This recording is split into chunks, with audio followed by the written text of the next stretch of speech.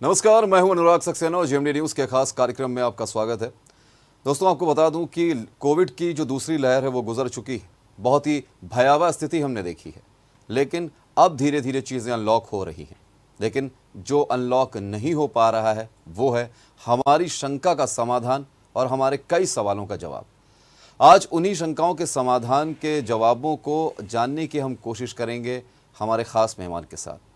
मेरे साथ इस वक्त स्टूडियो में मौजूद हैं धन्वंतरी रेडियंस हॉस्पिटल यशोदानगर कानपुर के TV and chest doctor of medicine doctor अनुराग शुक्ला।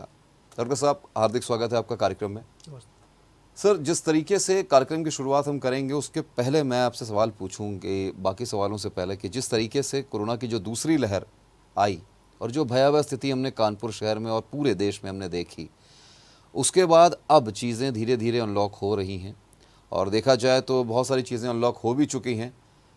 लेकिन सबसे बड़ी समस्या जो है वो है कोविड के बाद क्या, यानी कि पोस्ट कोविड के जो लक्षण अब देखने को आ रहे हैं सामने। अस्पतालों में देखा जाए तो भीड़ अभी भी लगी हुई है। इसके बारे में आप क्या कहेंगे? आखिर पोस्ट कोविड क्या है और कैसे संभलना है? देखिए, पोस्ट कोविड जैसे कई पेशेंट होंगे, ज़्यादातर पेशेंट जो होम आइसोलेशन में ही ठीक हुए होंगे जी। कुछ पेशेंट को हॉस्पिटल एडमिशन की रिक्वायरमेंट हुई होगी, कुछ पेशेंट को ऑक्सीजन लगी होगी, कुछ बाईपैप, HFNC वगैरह वगैरह चीज़ों पे लगे होंगे। उसके बाद पेशेंट मेंटेन कर पाया और नेगेटिव आने के बाद पेशेंट डिस्चार्ज हुआ, वो वापस घर आया रिकवरी के बाद। तो रिकवरी के बाद जो मेन चीज़ें देखी गई हैं, एक तो जो व्यक्ति होता है, जो पेशेंट होता है, पोस्ट कोविड रिकवरी के बाद काफ़ी ज़्यादा पैनिक उसमें होता है, मोड में। तो चीज़ों से डरना नहीं है, पहली बात तो ये है, पैनिक नहीं होना है। पैनिक नहीं होता है। उसके बाद दूसरा जो हम लोगों ने खास कर देखा है, जैसे अगर 100 पल्स रेट है तो जो पोस्ट कोविड पेशेंट होते हैं उनके 120-130 पल्स रेट रहता है। दूसरा कारण हम लोगों ने देखा है कि बहुत जल्दी काम करने पे थकावट आना पोस्ट कोविड रिकवरी के बाद। तीसरा चीज़ हम लोगों ने देखा है चेस्ट पेन होना। चौथा चीज़ देखी है ब्रेथलेसनेस, सांस फूलना, ऐसा देखा गया है। तो इन सब की चीज़ों के लिए, जैसे अगर पल्स रेट हाई रहता है तो वो 1-2 महीने बाद सही हो जाता है। आपको अपने डॉक्टर से संपर्क में रहना है। दूसरा, अगर फैटीग और वीकनेस बहुत जल्दी लगती है तो वो भी 1-2 महीने बाद ठीक हो जाएगी। हल्का बुखार भी रह सकता है शाम के टाइम। बुखार ऐसा रहता है कि 100 के नीचे ही रहता है। शाम को 4 बजे के बाद जो पोस्ट कोविड रिकवरी वाले पेशेंट हैं उनके 99, 99.5 बुखार रहता है। उसके बाद वापस से सही हो जाता है, चाहे वो दवा लें और चाहे ना लें। तो ऐसे में मरीज को पैनिक नहीं करना है। उनको ये सोच के चलना है कि हम 1-2 महीने में ठीक हो जाएंगे। फिर भी अगर उनको कोई दिक्कत है तो वो अपने डॉक्टर से संपर्क कर सकते हैं, पैरासीटामोल टैबलेट ले सकते हैं, बुखार उतर जाएगा। इन सब चीज़ों में मरीज़ को आहार अपना अच्छे से लेना है। इन सब चीज़ों में पेशेंट को अपना हाइड्रेशन प्रॉपर रखना है। ये चीज़ें अपने आप 1-1.5 महीने बाद सही हो जाती हैं। फिर भी इन सब चीज़ों के बाद भी मरीज़ को अपने चेस्ट कंसल्टेंट या जो भी डॉक्टर दिखा रहे हैं उनके लगातार संपर्क में रहना है कि वाकई जो साइंस हैं वो अलार्मिंग तो नहीं है। अगर नॉर्मल साइंस हैं तो ठीक है, लेकिन अगर अलार्मिंग है तो उनको डॉक्टर संपर्क करके आगे हॉस्पिटल में एडमिट हो के या जो भी करना हो, इलाज जैसा भी करना हो, उस हिसाब से इलाज करना है। लेकिन जिस तरीके से देखा जाए, पैनिक होने की जो बात की जाती है, लगातार ऐसी सिचुएशन देखने में आती है कि जिस तरीके से मौसम बदल रहा है, मौसम बहुत सारे चेंजेस आते हैं, अप डाउन होता है। जैसे अभी बरसात का सीज़न आ गया है, लेकिन कभी कभी क्या है कि तुरंत बरसात के बाद धूप निकल आती है। ऐसे में जो लोग बाहर काम के लिए निकलते हैं या बाहरी संपर्क में आते हैं वातावरण के, उनमें अमूमन देखा जाता है कि हल्का सा खराश, ज़ुकाम या फिर फीवर जैसा हल्का बॉडी पेन महसूस होता है। तो कहीं ना कहीं रिलेट कर लेते हैं लोग टेंशन में या पैनिक में कि कहीं ऐसा तो नहीं कि कोविड हो गया। तो आप इसको कैसे डिफ्रेंशिएट करेंगे और कैसे लोगों को एक सजेशन देंगे कि कैसे संभल के रहें इन चीज़ों? देखिए, बात ठीक है कि लॉकडाउन वगैरह और कोविड बीमारी जो पैंडेमिक फैला हुआ है वो सब चलता है, चलना है, बचना है उससे, लेकिन मनुष्य को अपना काम भी करना है। बिल्कुल। तो उसे बाहर निकलना ही होगा उसके लिए। लेकिन बाहर निकल के और अगर एनवायरनमेंट में जो वायरल फीवर हो सकता है, वायरल इन्फेक्शन हो सकता है, उससे एक्सपोजर होता है, अगर किसी व्यक्ति को वायरल इन्फेक्शन हो जाता है तो पहली बात तो ये पैनिक ना हो। फिर भी अगर 2-3 दिन आपको गले में खराश रहती है, बुखार लगातार आता रहता है, या फिर खांसी या सांस फूलना, इस तरह के लक्षण दिखाई देते हैं, तो आप तुरंत डॉक्टर से संपर्क करें। नहीं तो उसको साधारण वायरल फीवर मान लें और जो नॉर्मल वायरल फीवर का कोर्स है वो 2-3 दिन का रहता है, 2-3 में अपने आप सही होने लगता है, 4-5 दिन में। नहीं, लेकिन डॉक्टर साहब इसमें जिस तरीके से आपने कहा कि नॉर्मल 2-3 दिन रहता है फिर कंप्लीट हो जाता है, या फिर अगर आपको लगता है तो डॉक्टर से संपर्क करें। सबसे बड़ा सवाल तो यही है कि आज की डेट में अगर हल्का सा भी सिम्टम्स या कुछ भी लगता है, साइन लगते हैं, लोग अगर डॉक्टर के पास जाते हैं तो डॉक्टर उनको देखते नहीं, उससे पहले वो कह देते हैं कि आप अपना एंटीजन टेस्ट या RT-PCR टेस्ट करवा लीजिए सबसे पहले। तो एक पैनिक तो वहीं क्रिएट हो जाता है। तो ऐसे में आप डॉक्टरों को क्या सलाह देंगे, क्योंकि आप खुद भी एक डॉक्टर हैं, एक डॉक्टर के नज़रिए से आप क्या कहेंगे? देखिए, सबसे बड़ी बात तो है कि बाहर निकल के आदमी को prevention is better than cure. बिल्कुल। सबसे बाहर निकलना इनएविटेबल है, बाहर आपको निकलना ही है। तो बाहर निकलने में सबसे जो सरकार या जो भी डॉक्टर्स बताते हैं कि आपको मास्क पहनना आवश्यक है, हर समय मास्क लगाए रहें, ओवर क्राउडिंग से बचें, नॉर्मल 2 गज की दूरी और मास्क है ज़रूरी, ये चीज़ ध्यान से रखें बिल्कुल। मतलब आदमी कहीं भी ओवर क्राउडिंग होगा, मार्केट में जाएगा, कहीं भी जाएगा, आसपास टच करेगा लोगों को, तो जितना पॉसिबल हो सके टच अवॉइड करें, जितना पॉसिबल हो सके मास्क लगा के रखें। और घर में भी प्रॉपर, मतलब जो फैमिली मेम्बर्स हैं उनका एक्सपोजर अवॉइड करें। वो ज़रूरी है कि आप बाहर से आइए, घर में तुरंत कपड़े चेंज करिए, नहा लीजिए या हाथ मुंह धो लें। मतलब जो एक हैबिट हमारी बनी हुई थी देखा जाए पिछले साल से, उसको कंटिन्यू रखना है। और जहाँ तक देखा जाए तो अभी बचाव के लिए 2-3 साल तक ये कंटिन्यू रखना ही है। कंटिन्यू रखना है। अगर देखिए जो सेकंड वेव आई है वो इसी वजह से आई है कि लोगों ने लापरवाही बरतनी शुरू कर दी, तो इसी वजह से सेकंड वेव आई। और जो थर्ड वेव लग रही है इनएविटेबल है, वो इसी वजह से रहेगी कि सेकंड वेव के बाद भी लोग सुधरे नहीं हैं, संभले नहीं हैं। वो आप बाहर निकल जाइए तो 50% जो पब्लिक है वो फिर से वैसी है, विदाउट पुराने ढर्रे मास्क। पे आ गई है। बिल्कुल बिल्कुल। अच्छा डॉक्टर साहब, एक चीज़ और निकल कर सामने आ रही है। अभी तक हम कोविड की बात कर रहे थे, धीरे धीरे देखा जाए तो म्यूकोरमाइकोसिस की बात होने लगी, यानी ब्लैक फंगस, बीच में वाइट फंगस भी आया, येलो फंगस भी आया।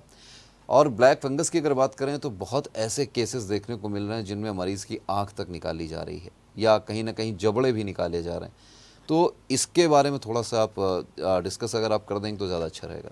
देखिए, black fungus fungal infection immuno compromise patients में ही होता है, या फिर कोई बहुत ज़्यादा पेशेंट वीक, लीन और थिन हो।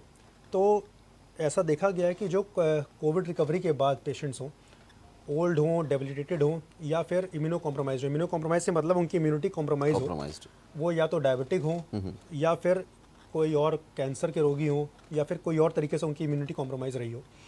ऐसे पेशेंट्स में म्यूकोरमाइकोसिस का खतरा ज़्यादा होता है, जिनको लंबे समय तक ऑक्सीजन लगी हो, लंबे समय तक ऑक्सीजन चली हो, डायबिटिक हो। अगर सैचुरेशन नहीं मेंटेन करता है तो कोविड के टाइम पे स्टेरॉयड दिया जाता है। स्टेरॉयड देने से शुगर और बढ़ती है, और डायबिटिक पेशेंट में ज़्यादा खतरा होता है। जब शुगर बढ़ती है तो इम्यूनिटी कॉम्प्रोमाइज़ होती है, तो उसमें म्यूकर के चांसेस ज़्यादा हो जाते हैं फंगल इन्फेक्शन के।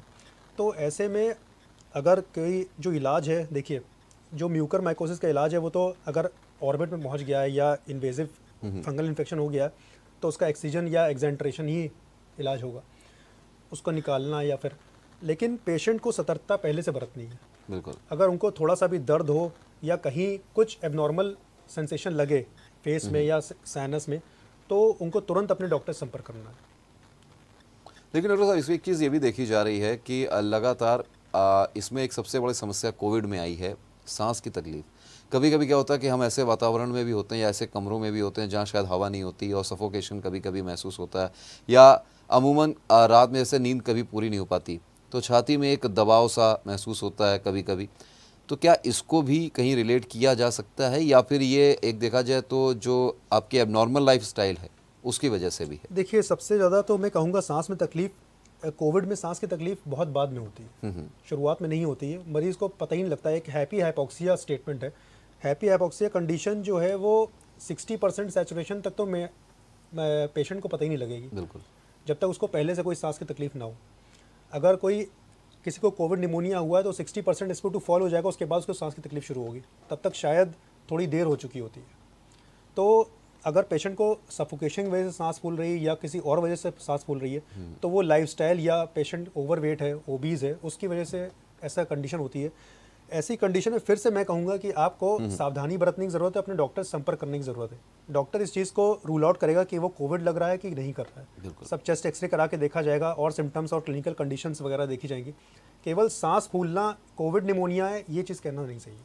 अच्छा डॉक्टर साहब, टीवी और चेस्ट, इसके आप स्पेशलिस्ट हैं और एमडी भी हैं, तो अब जरा बात कर लेते हैं दमा की, क्योंकि कहीं ना कहीं कोविड जैसी बीमारी की महामारी की वजह से हम उन बीमारियों की तरफ ध्यान नहीं दे पा रहे हैं जिससे कहीं ना कहीं एक बड़ी आबादी जूझ रही है।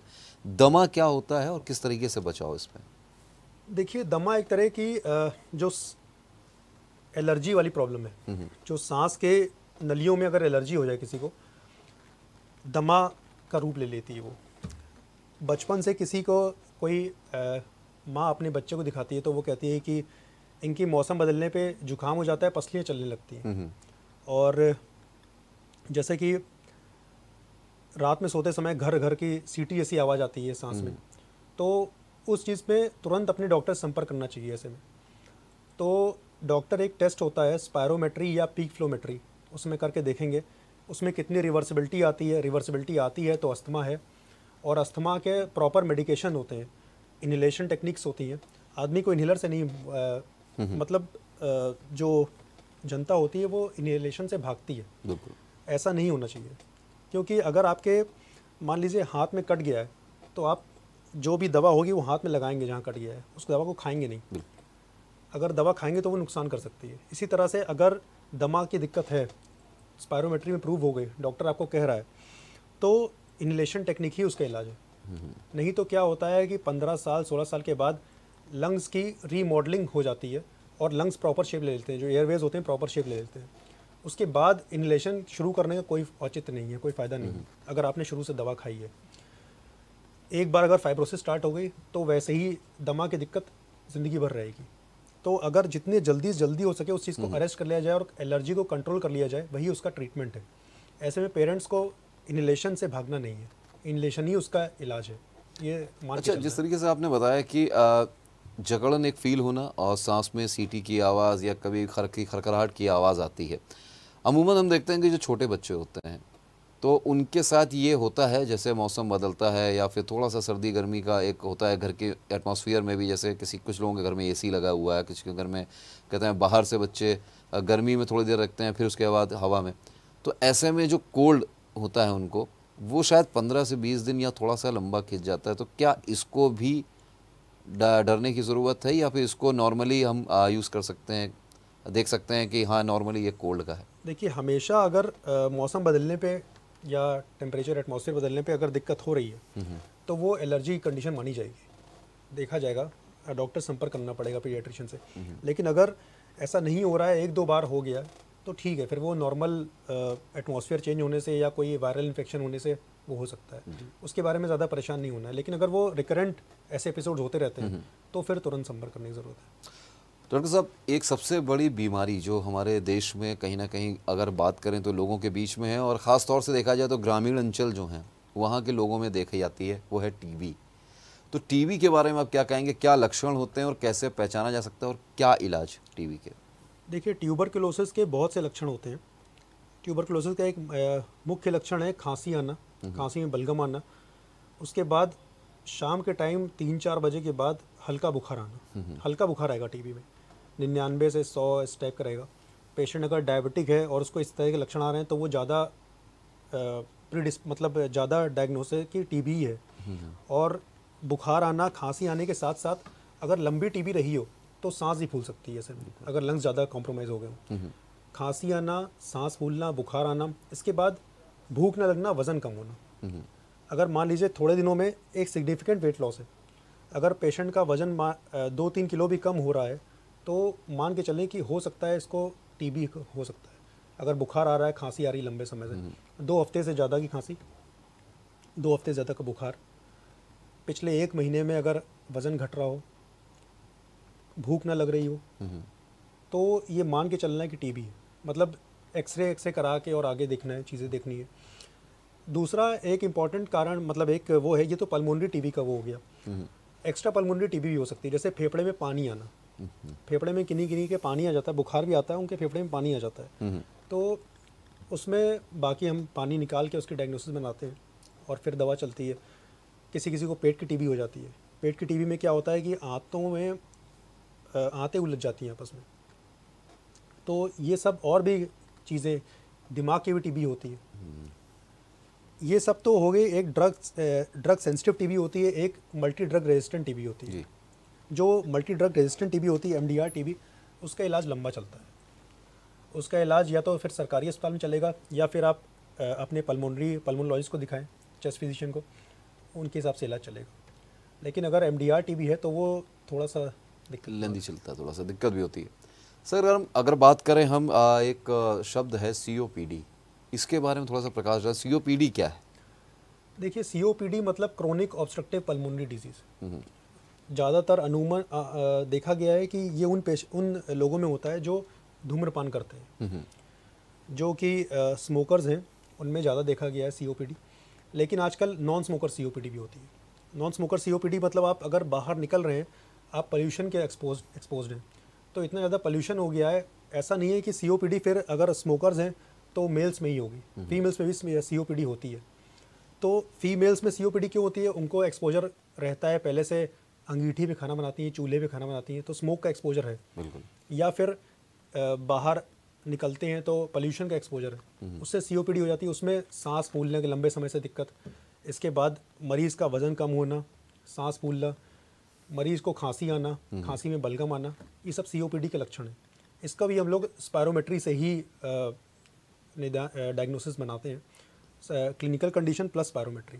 स्पायरोमेट्री से अगर देख लेते हैं एक दो चीज़ें, अगर वो रिवर्सिबिलिटी है तो वो अस्थमा है, नहीं तो अगर रिवर्सिबिलिटी नहीं है तो वो सीओपीडी है। अच्छा, एक शब्द और है आईएलडी, इसके बारे में थोड़ा सा बताएंगे? देखिए, आईएलडी मतलब interstitial lung disease. Interstitial lung disease एक तरह की एक लंग डिजीज़ होती है, ऑब्स्ट्रक्टिव लंग डिजीज़, जैसा कि सीओपीडी हो गया, अस्थमा हो गया, वो ऑब्स्ट्रक्टिव लंग डिजीज़ में होती है। Interstitial lung disease restrictive lung disease होती है।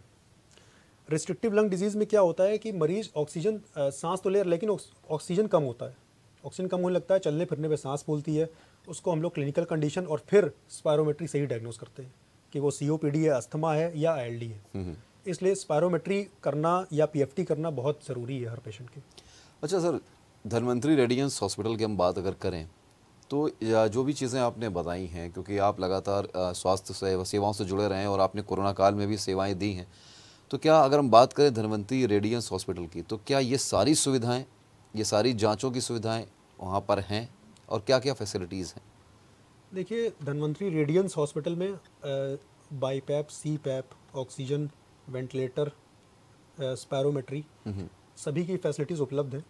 और मेरी भी दैनिक ओपीडी होती है सोमवार से शनिवार दोपहर में, तो उस हिसाब से मरीज़ की डायग्नोसिस बनाई जाती है और आगे उसका ट्रीटमेंट किया जाता है। नहीं, अगर बात करें हम धन्वंतरी की, तो लगातार ये सेवाएं जो जनता को है, वो लगातार कानपुर की जनता और आसपास के जो एनसीआर वहाँ के जनता को सेवाएं देता आ रहा है धन्वंतरी, और लोगों में उम्मीद भी है। लेकिन टीबी की जो बीमारी है वो इतनी बड़ी बीमारी है कि शायद लोगों को पता ही नहीं चलता और कई बार देर भी हो जाती है। तो क्या स्टेज के हिसाब से क्या वो इलाज संभव है धन्वंतरी में? देखिए, सबसे बड़ी बात है कि वो बीमारी डायग्नोस करना। वो बीमारी कब डायग्नोस होती है? जब पेशेंट डॉक्टर के पास आएगा संपर्क में, तो डायग्नोस्टिक वर्कअप किया जाता है पूरा। वो डायग्नोस्टिक वर्कअप ज़रूरी है। अब जो जनता है, जो पब्लिक है, उसमें ये लग गया है कि डॉक्टर के पास जाएंगे तो वो 100 जांचें बता देते हैं, तो उसमें दिक्कत है। अगर किसी को बुखार आ रहा है तो बुखार की गोली खा ली, उनका बुखार उतर गया। किसी की सांस फूल रही है तो किसी सांस की गोली खा ली, उनका बुखार उतर गया। तो उसी में लेट हो जाता है और तब परेशानी बढ़ती है। ऐसे में पेशेंट को ज़रूरत है कि वो डॉक्टर से तुरंत संपर्क करे, उसका डायग्नोस्टिक वर्कअप कराए, पूरा डायग्नोसिस बने, उसके बाद इलाज चालू हो। तो ये चीज़ हफ्ते भर या 3 दिन 2 दिन में जितना जल्दी चालू हो जाए उतना अच्छा है। तो सर, धन्वंतरी रेडियंस हॉस्पिटल की हम बात कर रहे हैं, तो यहाँ पर जो पीएफटी है, जो सेवा उपलब्ध है पीएफटी की, इसके क्या क्या फ़ायदे हैं? पीएफटी के फ़ायदे जैसे कि मैंने पहले बताया। देखिए, पेशेंट को कभी कभी सांस फूलने के कई कारण होते हैं, अस्थमा, सीओपीडी, निमोनिया, टीबी या इंटरस्टिशियल लंग डिजीज़ आईएलडी जो मैंने बताया। अब स्पायरोमेट्री होने से ही पता लगेगा कि पेशेंट को अस्थमा, सीओपीडी है, निमोनिया लग रहा है या फिर आईएलडी टाइप की है। तो पल्मोनरी फंक्शन टेस्ट या स्पायरोमेट्री जिसे कह लेंगे, तो वो लगभग डायग्नोसिस में काफ़ी मदद करती है। और सांस फूलने का कई कारण, कभी कभी पेशेंट को ऐसा ही होता है कि सफोकेशन में सांस फूल रही है या कुछ हो रहा है, तो उसमें वो स्पायरोमेट्री नॉर्मल आ जाती है ना। फिर हम लोग उसी हिसाब से स्पायरोमेट्री की रिपोर्ट देख के, पीएफटी की रिपोर्ट देख के ही डायग्नोसिस बना सकते हैं कि पेशेंट की सांस क्यों फूल रही है। तो इसलिए पीएफटी कराना हर पेशेंट में इम्पॉर्टेंट है जिसकी सांस फूल रही हो। तो जो हम बात कर रहे हैं सीपैप और बाईपैप की, जो वेंटिलेटर की जो सुविधा धन्वंतरी में उपलब्ध है, उसके बारे में अगर कुछ बताएं तो हमारी जनता को कितना आसानी हो जाएगी थोड़ा। देखिए, दो तरीके के रेस्पिरेटरी फेलियर होते हैं पेशेंट में। जो सांस के पेशेंट होते हैं या कहीं कोई भी पेशेंट होगा, तो दो टाइप के रेस्पिरेटरी फेलियर होते हैं ज़्यादातर, मतलब देखा गया है most common type 1 respiratory failure, type 2 respiratory failure. Type 1 respiratory failure वो होता है जिसमें ऑक्सीजन की कमी हो जाती है। टाइप 2 रेस्पिरेटरी फेलियर वो होता है जिसमें CO2 बढ़ जाता है। CO2 बढ़ जाएगा तो हमारे लिए दिक्कत की बात है, पेशेंट को बेहोशी होने लगती है और सब होने लगता है, दिक्कत हो जाती है। CO2 बढ़ना या ऑक्सीजन कम होना हम लोग सीपैप से सही करते हैं या बाईपैप से सही करते हैं, या बहुत ज़्यादा CO2 बढ़ जाएगा, मान लीजिए पेशेंट अनकॉन्शियस हो गया, ऑल्टर्ड हो गया, तो बाईपैप सीपैप काम नहीं करेगा, फिर वेंटिलेटर ही उसका उपचार का वो तरीका है, तो वेंटिलेट ही करना पड़ेगा पेशेंट। अच्छा सर, जिस तरीके से हम कोरोना काल को देखते आ रहे हैं, पिछले देखा जाए तो 2020 से लगातार ये पीछा हमारा करता आ रहा है, ऐसे में एक सबसे बड़ी चीज़ निकल कर आई है वो है वैक्सीनेशन। तो वैक्सीनेशन का जिस तरह से हम आंकड़े देख रहे हैं, आंकड़ों में लगातार ये कहा जा रहा है कि अगर आपने फर्स्ट डोज ले ली है तो भी आप सुरक्षित हैं, और कहीं ना कहीं जो तीसरी वेव में बच्चों के ऊपर खतरा बताया जा रहा है, तो ये खतरा फर्स्ट डोज वाले जो कहते हैं ना कि हमारे एडल्ट्स हैं, वो कम खतरा है बच्चों के लिए अगर घर में सारे एडल्ट्स को फर्स्ट डोज लगी है, या सेकेंड डोज अगर लग चुकी है तो ज़्यादा सेफ है हमारे बच्चे? अगर सेकेंड डोज लग चुकी है तो फिर बच्चे ज़्यादा सेफ हैं, देखिए ये तो पक्का है। लेकिन अगर फर्स्ट डोज भी लगी है तो पार्शियल वैक्सीनेशन है उनका, तो ये मानेंगे कि थोड़ा तो, देखिए something is better than nothing. बिल्कुल। तो फर्स्ट डोज भले ही इनकम्प्लीट वैक्सीनेशन हुआ हो, लेकिन फिर भी प्रोटेक्शन तो है ही। जो एडल्ट्स हैं उनको भी प्रोटेक्शन है और जो बच्चे हैं उनको भी, लेकिन अगर जितना जल्दी हो सके वो सेकेंड डोज भी लगवा ले, जब उनका टर्न आए तो वो सेकेंड डोज लगवा ले। अच्छा सर, इसमें एक चीज़ ये भी है सामने निकल कर आ रही है, जो अभी तक ट्रायल की बात की जा रही थी वैक्सीनेशन को लेकर, बच्चों के लिए खास तौर से तीसरी वेव को देखते हुए, तो 2 साल से ऊपर के बच्चों के ऊपर ट्रायल भी चल रहा है और उनके बारे में ख़तरा बताया जा रहा है। लेकिन उन बच्चों का क्या जो 2 साल से नीचे के बच्चे हैं? देखिए 2 साल से नीचे के बच्चे बाहर तो नहीं जा सकते, ठीक है, घर पे रहेंगे, तो मोस्ट प्रोबेबली बाहर से इन्फेक्शन कैसे आ सकता है? बाहर से इन्फेक्शन उन्हीं से आ सकता है जो लोग बाहर जाते हैं, इन्फेक्शन लेके आएंगे। तो जितना बाहर से लोगों से कम, बाहर के अगर थोड़ा भी दिक्कत हो रही है, खांसी बुखार या जो भी लक्षण हो रहा है, तो वो तुरंत बच्चों से अपने आप को आइसोलेट कर ले, तभी वो बच्चों को बचाया जा सकता है। कुल मिला के यही है कि सावधानी ही बचाव है, और जो जन जागरूकता लोगों में कमी देखने को मिल रही है वो कहीं ना कहीं लोगों की लापरवाही ही सेकेंड वेव का कारण बनी थी। अभी भी लोगों के बीच में जो लापरवाही है, तो मे भी पॉसिबल है कि शायद 2-4 महीने में ये तीसरी वेव आ सकती है। अगर हम बचाव कर लेते हैं तो शायद हम बच सकते हैं, हमारे बच्चे भी सुरक्षित रहेंगे। डॉक्टर साहब, बहुत बहुत शुक्रिया आपका हमारे साथ जुड़ने के लिए और इतनी ज्ञानवर्धक बातें हमारे दर्शकों को बताने के लिए।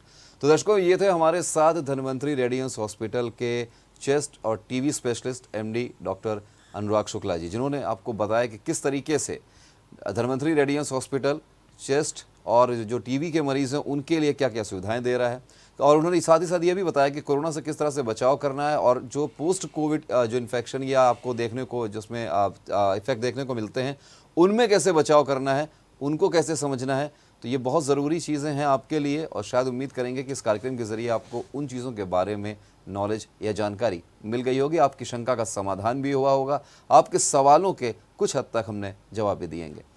तो आज के इस खास कार्यक्रम में इतना ही। अगले किसी खास कार्यक्रम में जल्द होगी मुलाकात, तब तक देखते रहिए GMD न्यूज़। नमस्कार।